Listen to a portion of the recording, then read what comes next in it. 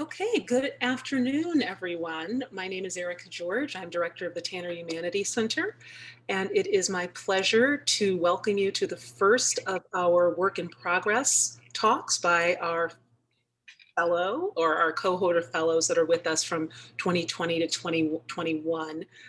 A cohort year like none other. We've been gathering virtually and we have a Friday Write Club. So we've had some opportunity to learn about the work of one another, and Natalia is our first fellow and speaker.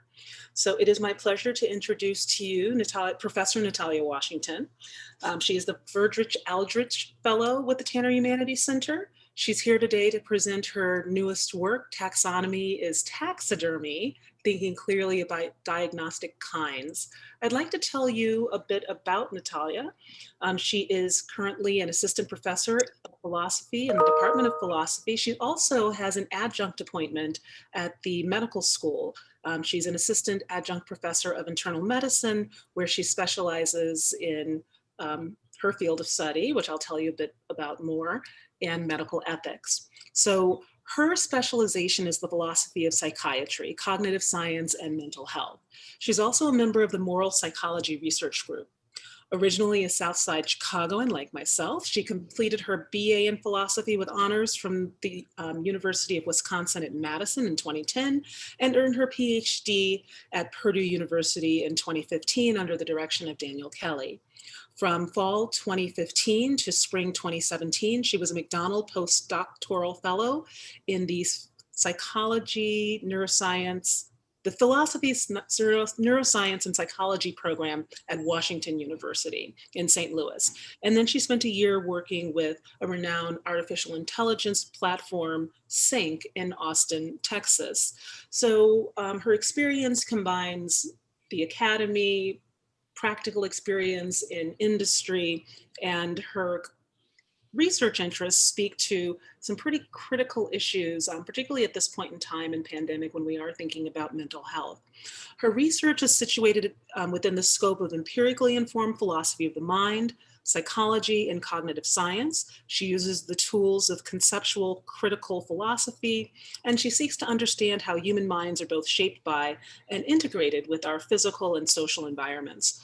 Ultimately, it's her belief that appreciation of these multiple perspectives, what are sometimes called externalist or ecological viewpoints, and their normative implications can inform ways to improve human lives. And I will say in our casual conversations that we've had up to this point, I've been particularly impressed with the way in which her work could potentially inform pretty important, powerful decisions about who's burdened and who's benefited and who's given the benefit of the doubt for decision making that can have implications that are serious on individual human lives and communities and cultures. So with that, she frames herself as an ecologically minded philosopher. I have experienced her as someone who thinks in ways that are profound and interconnected, and she asks big and important questions. So it is my pleasure to turn over to Professor Washington. Please join me in welcoming her. I'm going to ask that at this stage you please mute yourselves and mute your cameras as well. We'll focus fully on this presentation, and then we'll open to questions for Professor Washington. So if you could please silence yourselves, quiet your screens, and join me in welcoming Professor Washington. Professor Washington? Thank you, Erica. You're gonna make me blush. So yeah, I'm really excited to be here with you guys. I'm told this is the first virtual Tanner Works in Progress talk, or maybe the first virtual Tanner talk. And I'd also like to thank my cohort, my co-fellows, and Erica especially for trying to keep this as normal a time as we possibly could have. What I have for you today, well, let's just start with an example. And those of you who've seen me talk before have seen this slide before. Let's think about Allie. So Allie makes an appointment with a therapist because she's been feeling melancholy and unmotivated, which has interfered with her work and social life. So she's a help seeker. She's somebody who goes to either a psychiatrist or maybe a social worker or some other kind of therapist, and she's seeking answers of a certain kind. I like to think about the answer she might be looking for as belonging to one of three sort of broad domains, right? So she might be wondering whether or not she's sick, and how that should sort of affect her motivations. Should she be working to improve herself? She also might be wondering something deeper, what's causing her to sort of feel this way, and which tools she might be able to use to leverage her behavior for her well-being.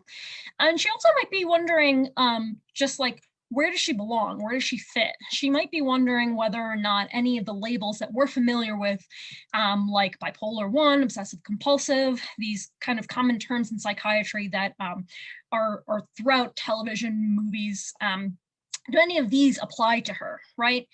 And you can sort of imagine that any one of these answers might be personally satisfying for Allie. That she is relieved that she has a community to identify with, or she now knows what to do. And I think for the most part, it's helpful to separate these when we're doing sort of theoretical work about psychiatry, because it helps us think more specifically about whether or not we're doing normative work, making evaluative judgments, or doing descriptive work, like talking about kinds and things like that. Today, however, I want to focus on this third sort of domain, on the kinds of kinds. It's not totally clear which focus the DSM has for reasons I'll get into later, but it's definitely supposed to do this third job because it is a practical manual. It is a pragmatic document that's not just used by diagnosticians, but also by educators, lawyers, judges. It has a large impact on how sort of we work and live in the world. So here's my sort of table setting for thinking about these categories in this way. I have sort of two puzzle pieces that I sort of want to bring together when I'm thinking about this. One is recent controversy and criticism over the DSM that has to do with how whether or not the diagnostic categories in there are also the most accurate descriptive categories. So we know, for instance, that lots of the symptoms in these categories overlap to a great degree, and it's not really clear whether or not the diagnostic labels are also the best labels to sort of like divide the world into the right kinds of kinds. During the most recent revision process, lots of people were sort of disillusioned. They thought that the document should change quite drastically, and it didn't at all. And as a result, they decided that they would sort of reject it or repudiate it. Also, some of the decisions, the changes that were made, like for instance, getting rid of the diagnosis Asperger's syndrome and instead seeing autism as a spectrum disorder, these went without controversy, right? So you might think that this is a more descriptively accurate way of characterizing a certain cognitive phenomenon or a certain genetic phenomenon, but the label Asperger's syndrome itself was an important social label that people were angry about losing. So that's the first sort of puzzle piece. The second one is a problem that I've written about before, and that's the status of so-called culturally bound disorders. These were actually removed from the DSM. The kind of phenomena I'm thinking of are phenomena like LATA, which is a startle reflex syndrome disorder that's common in Southeast Asia, especially among women, but not very many other places. And people who have this condition, when they're startled, when somebody literally jumps around a corner and yells boo, they become hyper-suggestible. There's also things like hikikomori. So this refers to the picture on the right here. So this is a up and coming is a bad way of saying it. This is a newly forming, a newly present epidemic, maybe, of people who are socially withdrawn, sometimes remaining in their own rooms for years at a time. And another example, there was a sleeping sickness syndrome around 2014 in Kazakhstan, which actually turned out to be not a psychiatric phenomena at all, but a carbon monoxide leak in the area. But it was the kind of thing that got psychiatrists really excited, people who were thinking about mental health and how that's affected by local environment. It ended up being not one of the relevant things. And then there's questions about more sort of commonly known disorders, at least known in the West, which nonetheless have these sort of funny features. So this is a map that I pulled from the CDC's website showing the diagnostic incidence rate of attention deficit disorder. And what you can see is it's basically a gradient from west to east, right? So there's probably lots of explanations for this, but it's sort of suggestive when you see that, you know, people are super high strung on the East Coast and really chill on the West Coast in a way that kind of mirrors how we think about our culture in the first place. So this is not a sort of new area of thinking. This all goes back to Ian Hacking's work, philosopher Ian Hacking, on looping effects in humankinds. So he was particularly interested in things like multiple personality disorder, on autism, and how these things sort of arose, developed, changed over time, how they entered the DSM, how they exited the DSM, and that kind of question. So the guiding questions that I have for us today, I want to think about whether or not hikikomori is a valid diagnostic category. So it's a kind term that has come up after this most recent DSM revision, but the DSM is supposed to be a living document. Should it be part of our nosology of mental disorders, or shouldn't it? And a way of sort of generalizing that is I want to think about what kind of things diagnostic categories even are, given the kinds of jobs they do and the sort of epistemic tools that they might represent for us, both as clinicians and as scientists and as users, as people who have lived experience with psychiatric phenomena. So my take-home message here is basically going to be that diagnostic kinds are extended kinds. Now, this is a piece of philosophy jargon, which I will explain shortly, that they change rather quickly, and that based on what we know about the impact of culture on the mind, a pluralistic and heterogeneous nosology is going to be our best bet, which sort of walks away from a recent line that we've seen in philosophy of psychiatry about trying to get sort of the one true manual of mental disorders. The plan that I have for you guys today is to talk about this social construction of extended kinds by looking at former Utah philosophy department alum Ron Mallon and some of his work on social categories. Then I'll talk a little bit about how we can use that to think about so-called deviant deviance, or these sort of strange or unexpected kinds of psychiatric phenomena from a Western perspective. And then I'll end by thinking about stability and reference in psychiatry. So how we can correctly refer to these kinds of phenomena over time, given how quickly I think they might change. So, beginning at the beginning. Mallon's work is focused on social categories like gender and race, and how those things are tackled or how they're approached in the social sciences. And the thing that he sort of highlights is that there's this representation world co-determination. And what he means by that is that when science is done right, the categories that we come up with should mirror the world in the correct way. The best example of this, right, is the periodic table of elements. If we threw that away today and started chemistry over from the top, it would be really problematic if we didn't come up with exactly that taxonomy. And that's because we think there's this underlying nature, the way that atoms work. They have a certain kind of shape and weight and other kinds of physical properties. You might also think that species are like this. So species do change over time, but we also think that, oh, there's such a thing as DNA, right? There's this underlying sort of, you might call it essence, that causes a crow to be a crow, and you can sort of peer inside and look at it. The other sort of loop, a good example of that might be thinking about what it means to be punk. So here's a very sort of social kind of category, right?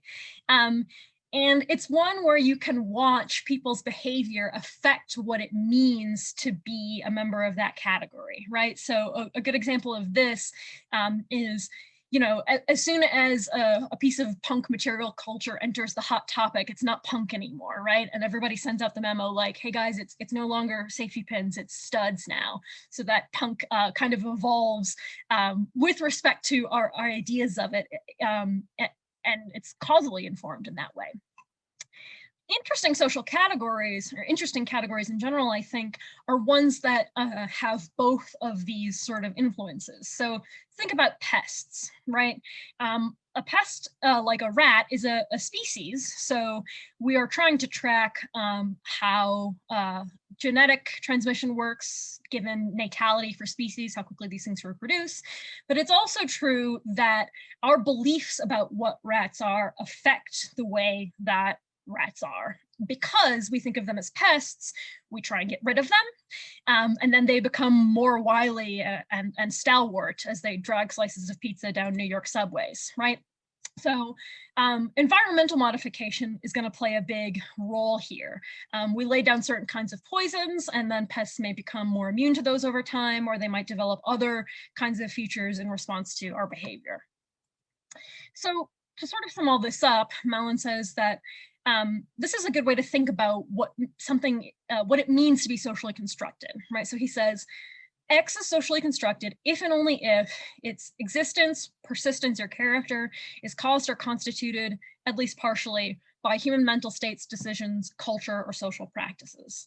And then he says, given this analysis, we can say that race is socially constructed, right? It's real, it's a thing that exists in the world, although what races are is going to be determined by our practices involving race. This is somewhat radical in some circles, thinking about social categories, because he points out that being a realist about something and being a naturalist about something tends to go together. So there's this line of like, either you can think that races are based in biology and they exist, or you can think that races are mostly about our social practices and therefore there's no such thing as that. And Malin's carving out a middle space here. You could kind of imagine like what it would mean for a Martian anthropologist to come down to Earth. He's writing a book about human sociology. Is he going to have race be a part of this? Well, if he leaves it out, I think he has missed something extremely important and real about the way that humans interact and the way they are, even though what races are is not something that is totally to do with population structure. It's got to do with our institutions, like census categories, things like that, right? Now, one thing that Malin notes, which is important here, is that thinking about how quickly races change over time is important when we're thinking about how stable these categories are and how we can sort of correctly point to them, which is something that realism seems to require. So he highlights these sort of four kind of effects that you might have to look at. So there is the rate at which our epistemic activities allow us to converge on the truth. So that's basically like how quickly the science can be done and put into writing and be consumed. And then there's the labeling effects, which is how consuming that science affects our a world in a way. So if I learn things about what it means to be a woman, by either accepting or rejecting the thing that's written down there, I am then shaping the nature of the phenomena itself. And then there's also degrees of instability that cause the world to either change independently or to deviate from our representations in other ways. I'll show you some examples So in Mallin's work, he says, largely due to environmental construction, race is stable enough for basic realism. And there's a couple of important parts here. First, he says, humans have this cognitive predisposition to think about some groups in essentialist ways. And I have behavior circled here, but that also might be something that's in the reified in the brains of us as epistemic observers. And then there's also kinds of environmental modification, like actual population structure. So who you might find as a potential mate. It's much easier if that person lives on the same continent as you, right? There's ways that we take social categories, like the famous 5 ones that we see in our census, which don't make much sense because there's, one that has to do with Hispanic origin, one that separates people who are part of the African diaspora from those who are European. There's an indigenous category, and so on and so forth. So we know these things change over time, and we want to be able to track them accurately.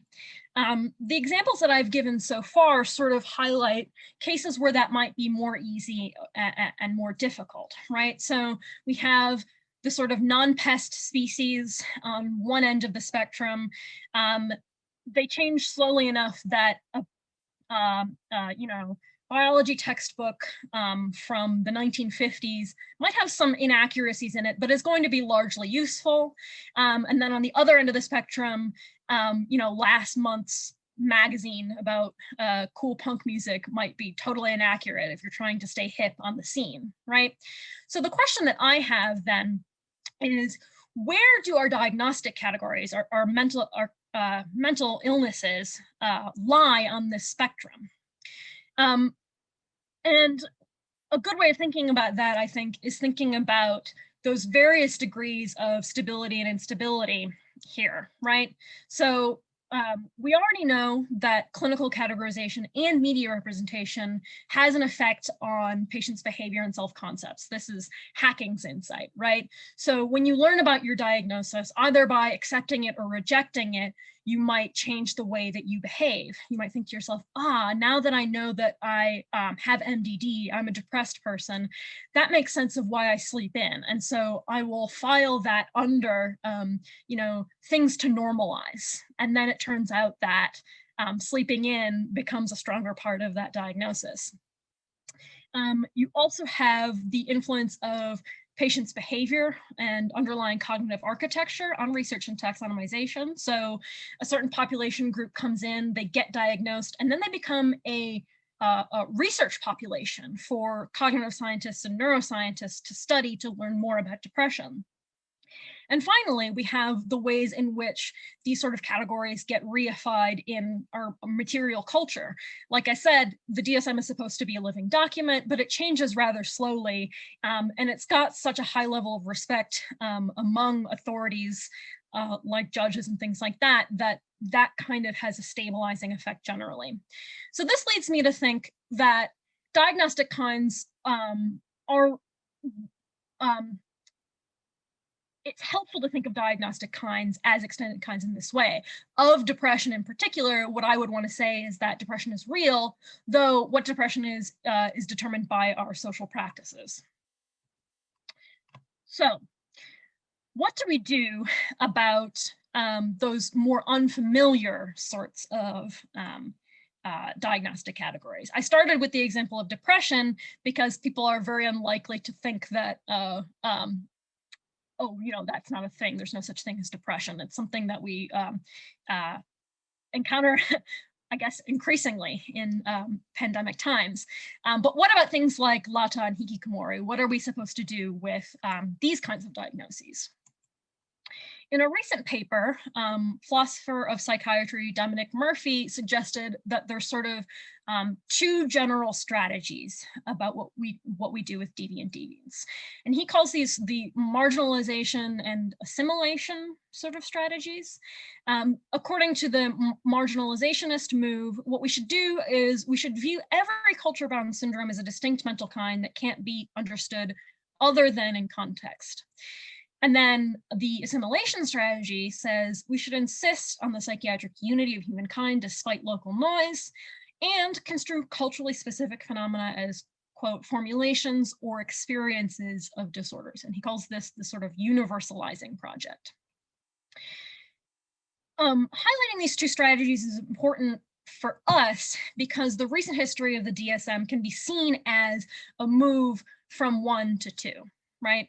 So, like I said, categories like LATA, like Ataque de Nervos, these used to have their own pages and diagnostic codes in the DSM. But when the switch from 4 to 5 happened, they were sort of put in the index in the back under a heading called Cultural Concepts of Distress. So this is just literally pulled from the DSM. So they say, we recognize, right, that expressions of psychological problems are in part culturally specific. So they're paying heed to research that says that people experience things in different ways based on what is culturally salient to them, how they've sort of been taught. A great example of this is the experience of depression in East Asia is often felt as somaticized back pain, rather than in the West, we would describe it as like feeling low or feeling gray or feeling blue, something like that. They want to pay heed to this kind of thing, but they also want to emphasize that what we're trying to do is sort of figure out the discrete universal ways in which the human mind can break down by paying attention to the cognitive neurosciences, right? So the two strategies that I highlighted are based on two different hypotheses of what the future of cognitive neuroscience is going to look like, right? Those hypotheses, basically, the marginalizationist says, look, the right set of diagnostic categories will be highly variable because future research will reveal that the human mind is substantially variable based on our developmental environment. And the assimilationist says something like, I think we're going to have a sort of one true taxonomy, a sort of universal view, and that's because future research will reveal that humans have like a substantial psychological common core, like there's a normal human nature. I've argued previously that this hypothesis has since been proven false.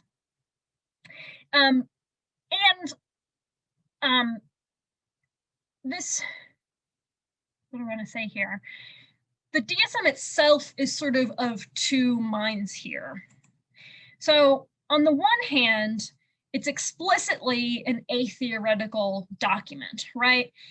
Atheoretical in that this hypothesis about the future of research is just a hypothesis, and ultimately what they're trying to do is provide you with the right code to get insurance money and other kinds of social benefits. However, in the DSM's own language, sort of in the foreword, I'll just read this directly. It says that these diagnoses should, quote, summarize characteristic syndromes of signs and symptoms that point to an underlying disorder with neuropsychological and physiological correlates. So ultimately what they want is for these social diagnostic categories to sort of neatly overlie with things which are both interesting descriptively from the perspective of the cognitive neurosciences and also are harmful or bad in some way, which represent the kind of evaluative phenomena that we think is appropriate to be treated in the domain of psychiatry. Unfortunately, this sort of bet that they made that doing more research will validate the categories that they have, get the diagnoses to line up with the actual real set of mental disorders, the process hasn't been going well. So over the past 40 years, basically, we've sort of failed to do this. And I'll just read this sort of quote here. People are starting to think that if we focus exclusively on redefining by starting from DSM categories and syndromes, like doing depression research, schizophrenia research, research on personality disorders, we'll never be successful in uncovering the underlying etiology. And a good way of understanding, I think, what's going on here is that old saw about the drunk looking for his keys under the lamplight, right? So the officer asks, well, why are you looking here? What are you doing here? He says, well, I'm searching for my keys. And the officer says, well, did you drop them here? And he says, no, but I can see best here, right? So essentially what we've been doing is, without knowing whether or not a diagnosis like depression appropriately categorizes or chunks off an interesting research population, we've been using that diagnosis to try and figure out more about a research population, right? When what we could have been doing was, rather than relying on diagnoses, relying on particular symptoms, like what does it mean? We have a group of people who oversleep. Is there anything in common with them? Or we have a group of people who hear voices. Let's figure out what's going on sort of inside their heads, right? So to go back to the sort of stranger phenomena,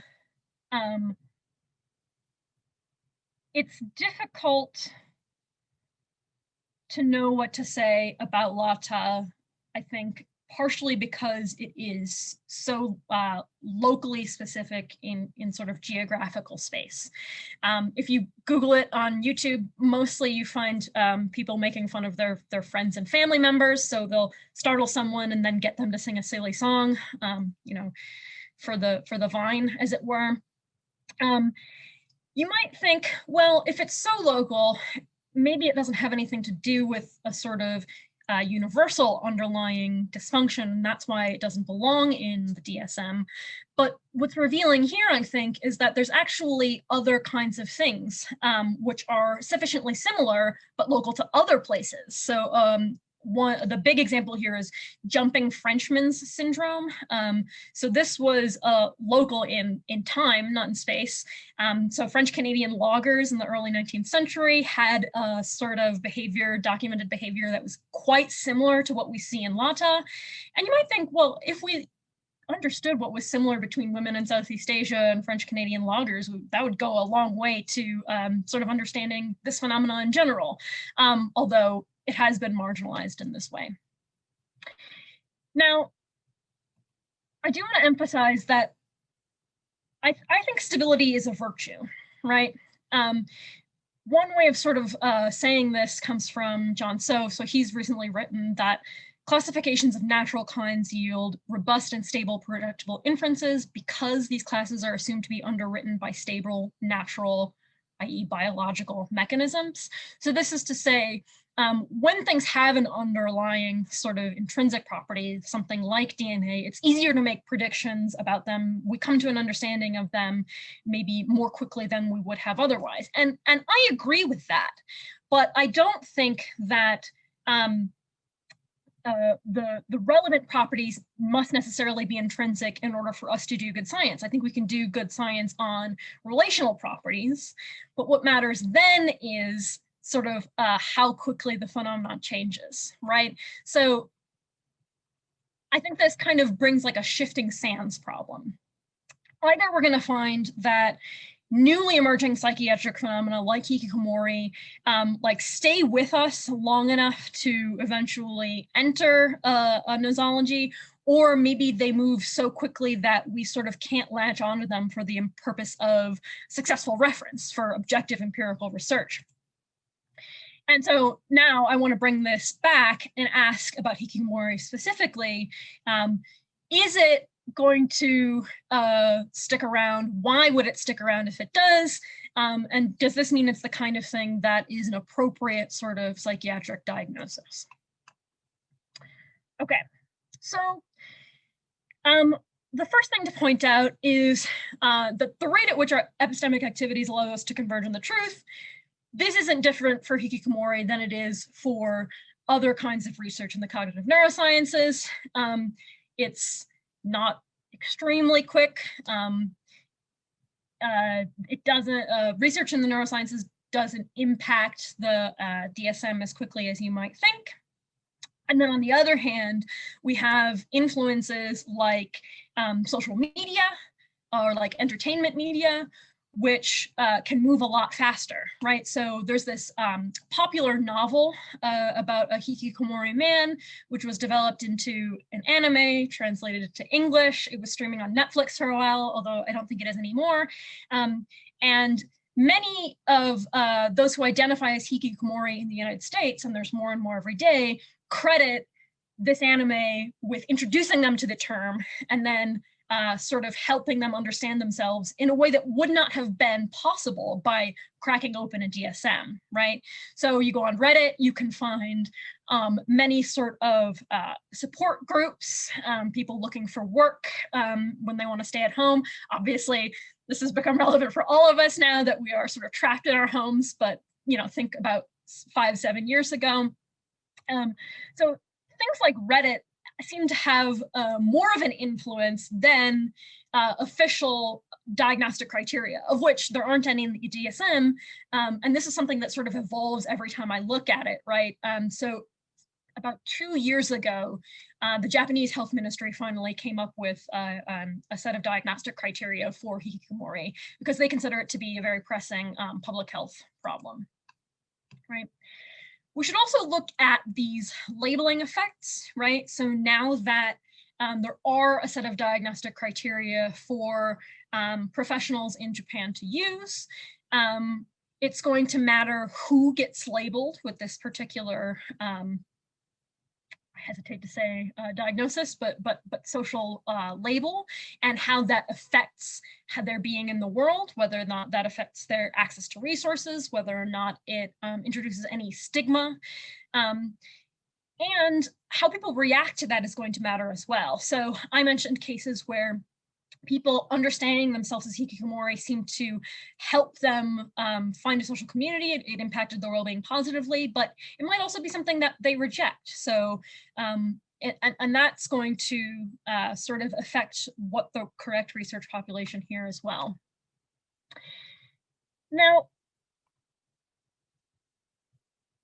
if I made a bet here about whether or not hikikomori enters the DSM in the future, I guess I would have to say it probably wouldn't. Not for a number of years anyway. But if it did, I want to emphasize that I don't see adding this to nosology as a form of marginalization. Like, oh, look at this interesting thing that happens in Japan. It happens a little bit in the United States, but it's like this weird other way of being sick. Rather, I think how we should think about this is that we're contextualizing something that happens to be local at the moment by looking at what relational properties affect the phenomena so that we understand why it is the way it is, to do better research and also to help us intervene in an interesting way, right? So I sort of reject the marginalization label that Murphy has provided here. I think of this as contextualizing. And this brings me to sort of something that a lot of philosophers of psychiatry have been saying about the rejection of this one true nosology sort of mindset. You might think that a manual of psychiatric phenomena that went beyond underlying neurological dysfunctions would be too messy to be helpful. But I don't think that's true. And to sort of convince you of that, I want to look at some of the things that are in the DSM already. So we've got things that we've talked about so far, things which are familiar to us and have history, has history dating back thousands of years, like the experience of depression or melancholy. We have recently emerging phenomena like hikikomori. We have phenomena like attention deficit disorder, which is in sort of a middle ground here. People it causes people to be unsure when they look at that CDC map, whether or not this is a valid sort of thing. We also have a wide range of phenomena that look more like genetic or developmental sort of phenomena, like autism spectrum disorder. We have things which we're not quite sure how to categorize at all, and which many practitioners are uncomfortable with being diagnostic labels at all, like some of the personality disorders. These aren't understood very well. We have things like conduct disorder and operational defiant disorder. These are labels given mostly to young Black children in the United States who have trouble listening to authority, which we can see very much how these sorts of things are shaped by the environment. And we might even have some questions as to whether we've got the appropriate sort of normative evaluation here, whether they belong for these kinds of reasons. We have diagnoses which look like they are more to do with an individual's experience in their own lifetime, rather than any intrinsic underlying issue. So it wasn't inevitable, right, that the soldier got PTSD, they went to war, and anyone in that position might be experiencing the things that they're experiencing, or the experience of chronic pain is similar, or bereavement. We also have things which are in the DSM, although culturally we don't actually think of them as mental disorders. So things like normal decline due to aging, or genetic conditions like Rett syndrome. We don't think of this as, sorry to use this word, craziness. We just think of it as a sort of maybe physiological disease with interesting psychiatric effects. What I want to suggest is that it's okay to have all of these things together in one manual. What we should do is be more explicit about it so that we can think more clearly about which labels are doing which things and what inferences we can draw from them, right? So you might have things which are in the DSM because they're high impact traits, right? So people who are hearing voices might be a huge interest to cognitive neuroscientists. We want to get them in the fMRI, but we don't want to make judgments about whether or not hearing voices is necessarily a bad kind of cognitive variation. We have categories that are going to be useful to us because we actually do have tools that allow us to intervene in particular ways. So we know that lithium is great for mood instability. We're not quite sure why, but that doesn't mean we're not going to try and help people with it. We have things that are going to be in the DSM because they are normative concerns of ours, and not really because we have typed them in a way that we think is quite interesting or helpful. So we have people who are just in pain and we need to sort of do something. We need to give them that diagnostic code and make Blue Cross Blue Shield pay out, right? Two other ways of thinking about this might be in thinking about the social labels that allow us to identify with each other, like labels like Asperger's syndrome. So if this we think is socially useful, even though it's not diagnostically useful, that might be important. And also other concerns like concerns of justice. So things which are going to be important because they play certain critical roles in other sort of normative or ethical domains. I've said a lot, and your response here might be, don't put all of these things together, right? So maybe have like a bunch of different nosologies, one for each particular kind of domain. And you might think that because a common shared clinical language is going to be essential for the discipline. And my response here is something like, I hear you. I have faith in us, and maybe I don't really care ultimately whether or not the DSM splits and proliferates or sort of remains the sort of psychiatric Bible, but under a different guise. And the sort of thing that I want to leave you with here is that sort of one of your concerns or disappointments might have to do with how different this feels from the way that we think about diagnostic categories in physical medicine, the rest of medicine. you might think like, you know, when you go to the doctor, the reason why they're able to give you a helpful diagnosis is because, you know, we have this a good understanding of your underlying disease and what to do about it. And we've categorized this in the appropriate way, whereas like psychiatry has just been wandering around flailing wildly. And I don't think that's true. So just as an example, when I was at the end of grad school, I started experiencing really bad pain in the ball of my foot. It was exacerbated by running and jogging. And after eliminating, like, it wasn't arch support, it wasn't like my gait or anything like that, I went to the podiatrist and they gave me a diagnosis. And that diagnosis was metatarsalgia, which, if you're paying attention, is just the Greek for foot pain. So basically, I went to the doctor and was like, my foot hurts. And he's like, I think you have foot pain. To which I'm like, okay, how much do I owe you now, right? By way of explanation, basically like the bones in my foot are just shaped in a way that's going to put pressure right here. And since I'm no longer a 20-year-old, I can't rely on the natural resilience of a young body, right? So here's a diagnosis which did allow me to have access to things like maybe extra medication or special orthotic supports, but which wasn't really helpful for me in terms of like being able to start running again, right? And this is different from things which we think we can cure, things which have to do with infectious diseases or injuries which we can address more helpfully, like with joint replacement or something like that.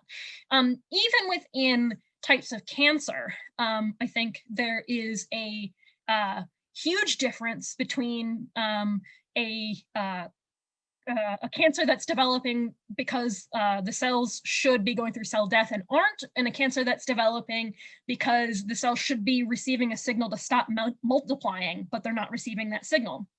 All of these things we think fit helpfully in the domain of physical medicine, and we aren't sort of like uptight about whether or not they belong together, right? And I think what I want to do is suggest that we should do that same thing with psychiatric phenomena as well. So be you know, forward thinking, I guess, eyes wide open sort of pluralists. And that's what I have for you. Thank you.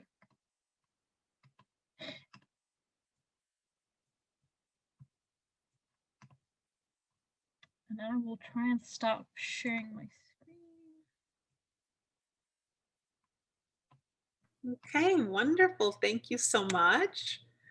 And with that, I will keep a queue of questions. If you can raise your little blue hands, I can watch the participant list.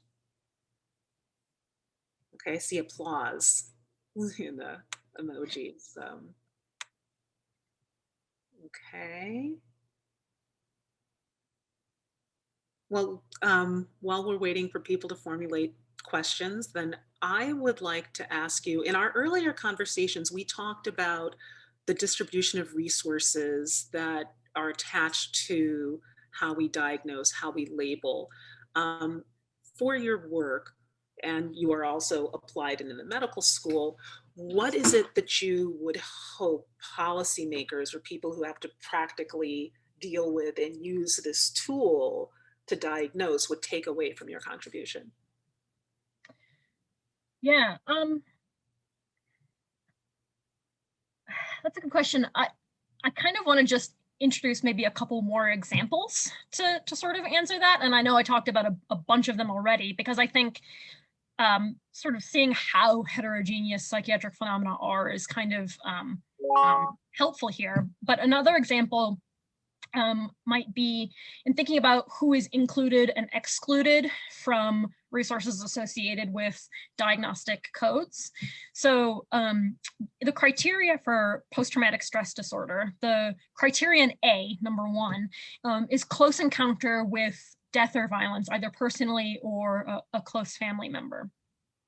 So basically, you can get the diagnosis PTSD if you've been assaulted, if you've been to war, these kinds of things. You cannot get the diagnosis if you have basically the same underlying harm, but you have not had that particular experience. So a big population is being missed here. In particular, women, people of color, other marginalized groups, we put them in fMRIs and we see the very same sort of underlying cognitive variation. So reduced size in the hippocampus and amygdala, the same sorts of activation patterns in response to stressors, but because they don't get the diagnosis, they don't get the resources, and it's delegitimized in this way. So one of the things that I want people to sort of take from this is that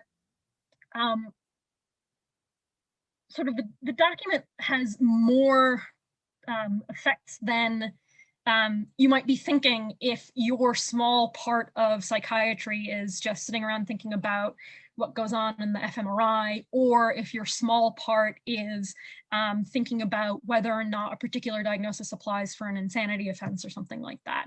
And because it has that much power, we really need to be sort of broadening our perspective about where it's applicable and where it's not.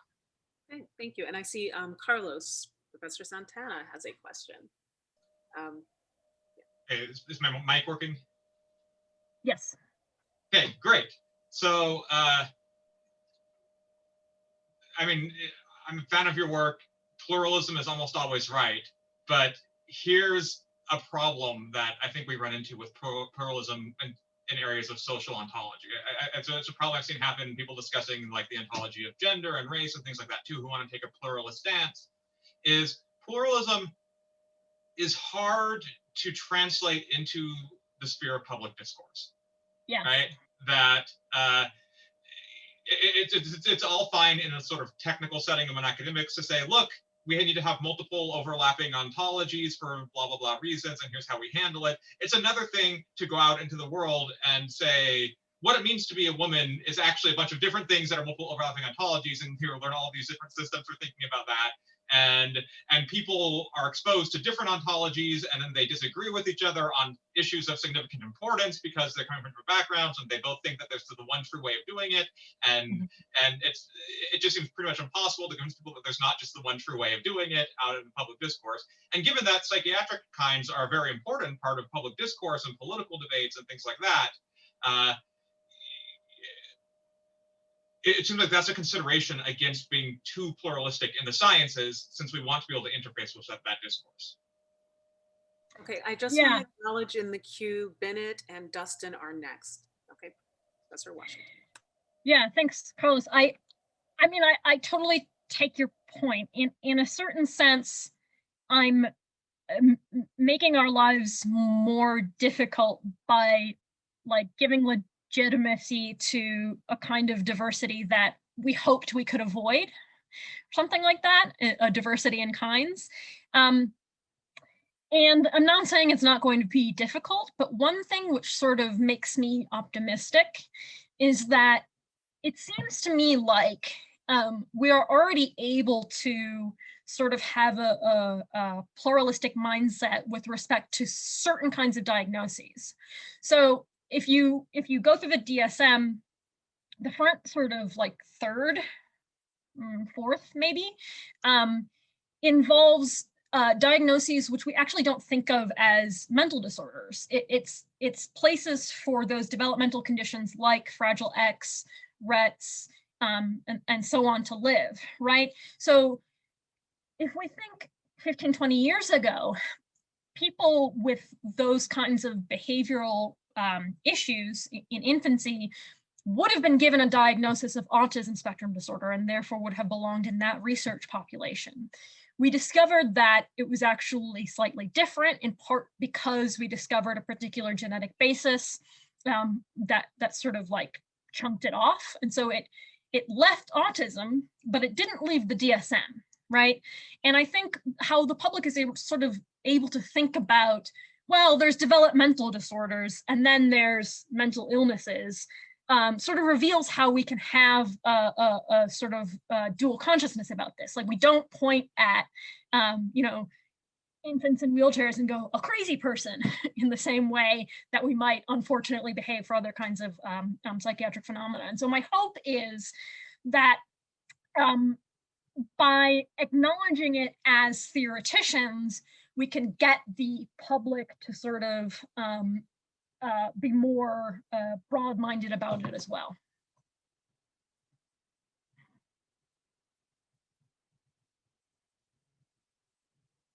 All right, Bennett was next in the queue.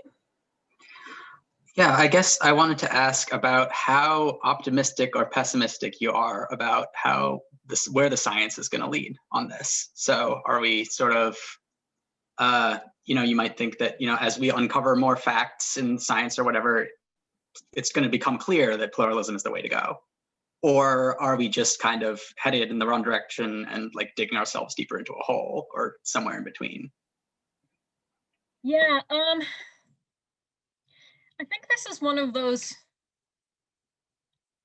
my answer is going to be unsatisfying. I think it could go either way, and I think that's because being pluralist or not are two different paradigms that have difficulty sort of speaking with each other.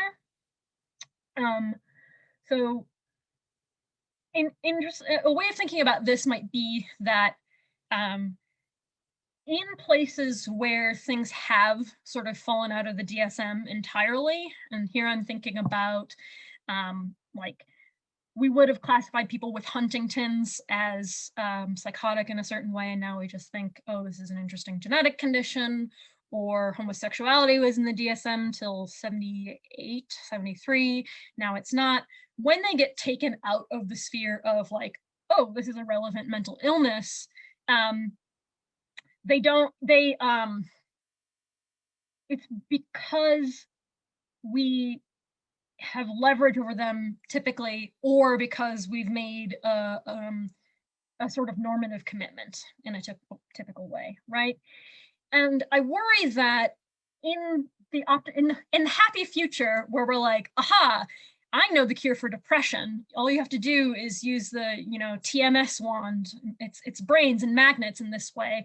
Then that mindset shift will happen where we think, okay, so depression really isn't a mental disorder, right? It's just like an interesting way your brain might be shaped that we all know can be fixed with transcranial magnetic stimulation. And so it falls out of the DSM for that reason. Now, in my mind, like it would be helpful for it to be kept in, even though we had this leverage over it, that thinking about like mental disorders are just the ones we don't understand well enough to think of them as physical disorders or physical illnesses is not a helpful way of thinking, precisely because lots of the negative effects that we think of them having they're difficult epistemic targets. You don't always know something is going wrong when you're starting to sleep in all the time and feeling low and gray and blue. And that's why it's useful to have this sort of part of medicine on its own. Does that help answer your question a little bit? Okay, great. And then Dustin was next. Hi, Natalia. Thank you so much. That was great. I should preface this by saying I'm managing a 4-year-old and a puppy. So if I get interrupted, I'm sorry, but I'll try to be brief. So I didn't want to ask about the pluralism, but I wanted to ask about Malin style kind of constructive realism and the degree to which you want to embrace it. Mm-hmm. So, I mean, I think generally I find it an appealing way of, as you rightly put it, bringing together these two presumed disparate approaches, the kind of constructivism and the realism. But I worried about how the representation world co-determination works when you're dealing with psychological kinds generally and psychiatric kinds in particular. And I had in mind the thing that you call the labeling effect. So, right, this is coming from kind of pop psychological perspective, but like there's clearly a psychosomatic effect that knowing what certain disorders are supposed to look like. And so if the basic realism is supposed to get you stability and reference, and then people go and look and they say, oh, this is what it means to be quote unquote on the spectrum, or this is what it means to have ADHD. And then people start thinking that they feel these symptoms or some of the symptomology, and you get the stability and reference by virtue of the labeling. And so you get a constructed realism in a way that looks like the kind of realism that's the very thing that worries, you know, people about you know, that we worry about realism if we allow the sort of mind dependence to get into the formulation of the kinds. Does that make sense? So Yeah. it's a very general question that I don't think really threatens your project, because it's really asking about the metaphysics. You know, how, to what degree do you want to dig in on, you know, how we should think about these kinds as real and doing it in the way that Ron wants to do it. Yeah. So that's the question. Yeah, thanks. I would say I'm fairly committed, but my longer answer to your question isn't one which is metaphysics heavy, and it's more practical. It's more of a practical ethics answer. So I think once you've illuminated this dilemma that theoreticians have, where there are immediate practical effects of their research. So by coming up with drawing a line around a certain research population, giving a talk about what kinds of things mental disorders are, so on and so forth, that you have altered the phenomena that you're researching in itself in a way that might have negative consequences. Yes, your world becomes a lot scarier because you have to be careful, but that's a good thing, right? And there's probably going to be times when we make decisions like, I don't think hikikomori should be in the DSM because I think people's identifying with it is doing more harm than good. And by classifying them as, what we say in the West is not in education, employment, or training, NEETs, acronym NEETs, is a better way of helping people sort of understand their own sort of position in our social space. That might be the case, and that's going to come up when we're thinking more about that first sort of domain that I was thinking about, the normative evaluation sort of bit. Like, is this person sick or not? Mm-hmm.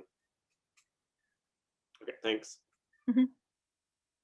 Okay, great. I believe we can make time for more questions. I think we'd scheduled for, okay, Spencer Ivy has an applied question in the chat. So I know we'd build this as going from noon to 1. If we were in real life, we'd be able to hang out after lunch or coffee and chat with Natalia, and I do want to continue to create that space. So if Spencer wants to ask his question, that's, oh my goodness, Spencer, would you mind? Because you've got a lot in here that I hadn't seen.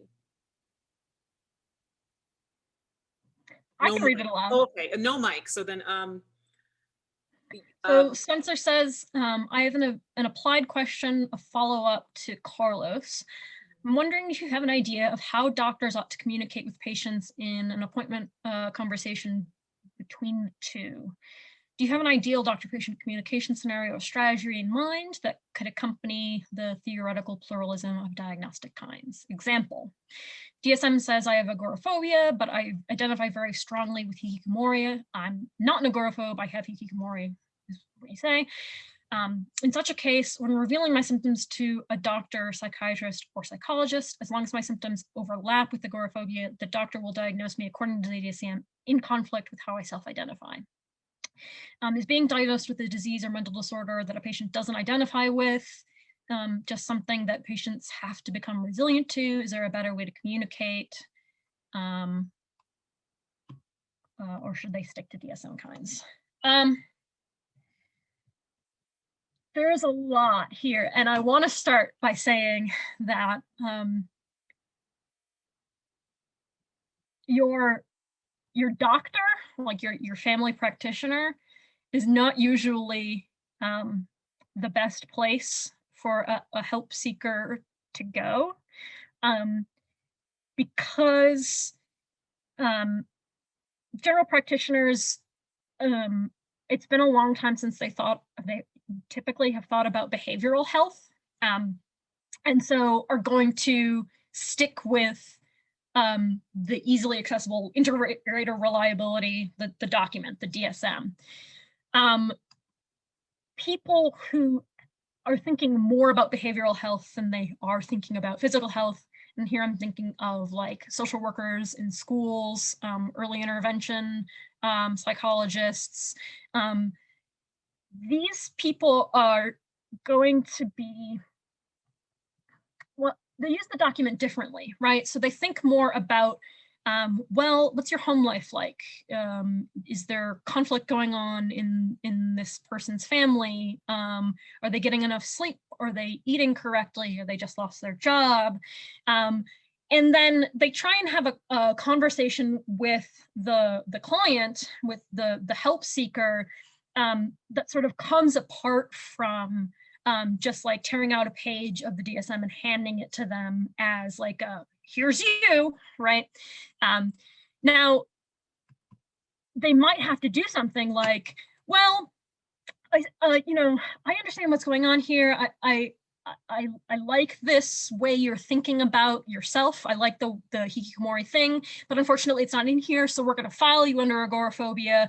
You can give this to the insurance company, and then you and I will work together to sort of come up with what we think is an appropriate treatment plan. That happens all the time. So the places in which people sort of have bad experiences and good experiences as a part of the psychiatric system from the user end can vary quite widely. So that's kind of the first thing that I want to say. And then in those cases where people do have bad experiences, I guess my future vision is that general practitioners will know enough to know when they should be making forwarding the patient on. I'm starting to lose my words. Sorry. To sort of get them help that that practitioner might not be able to provide. Does that sort of answer your question? Cool.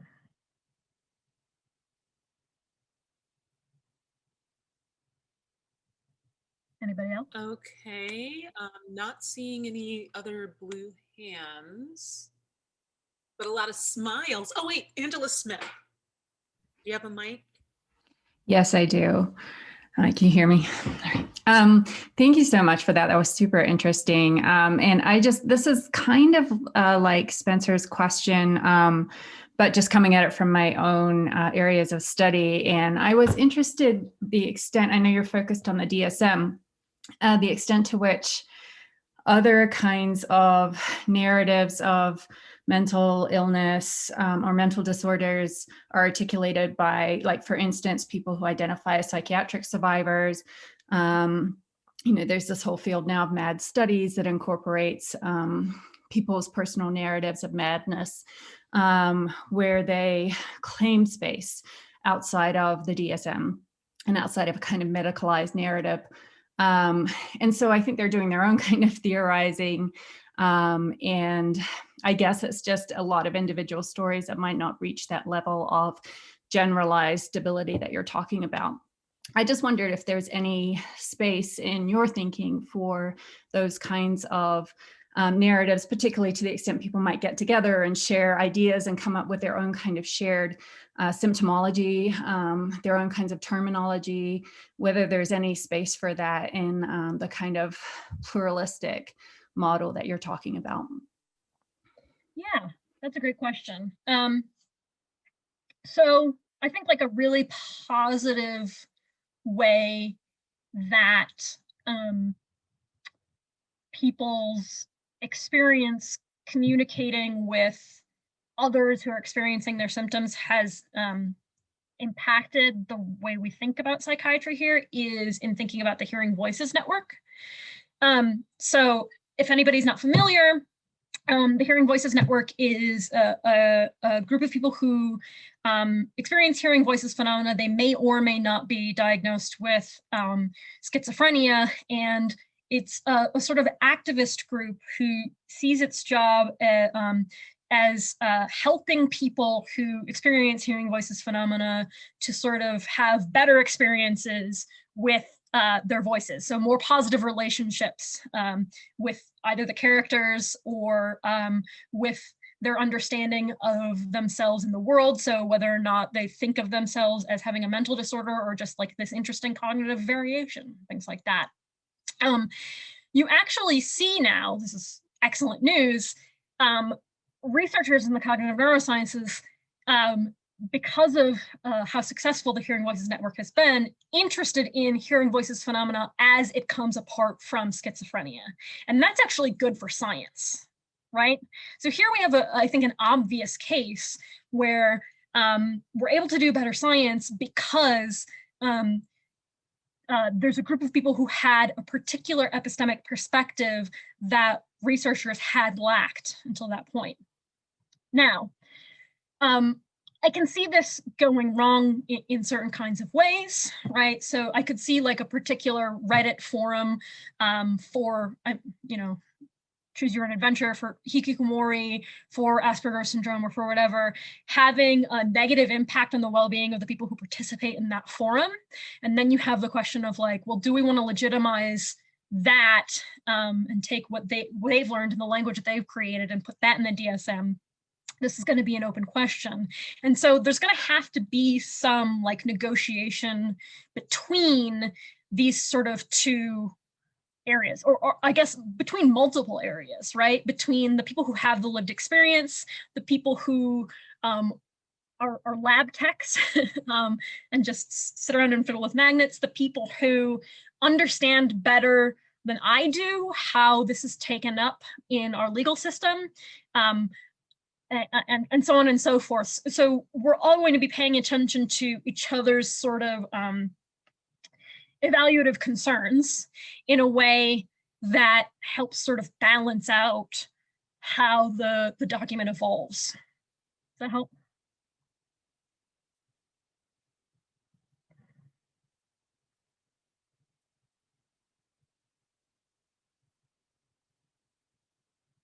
Okay, Angela says thank you.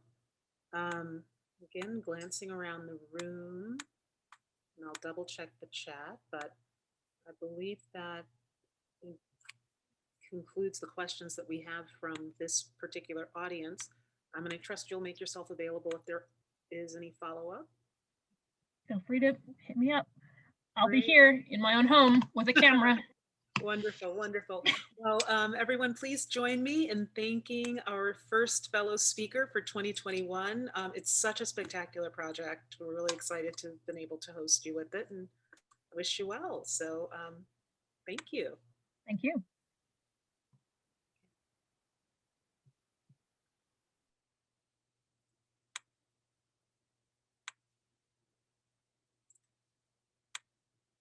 Okay, thank you, Beth. Oh, hi, Leslie. Thanks, Sarah. That was great. Yeah. So Leslie looks like she's still with us, but maybe she's erranding or running around. But when I read Natalia's paper, it really, I think, is in conversation with one of my colleagues, Tennille Brown's work. Oh, yeah. Oh, yeah, it's totally.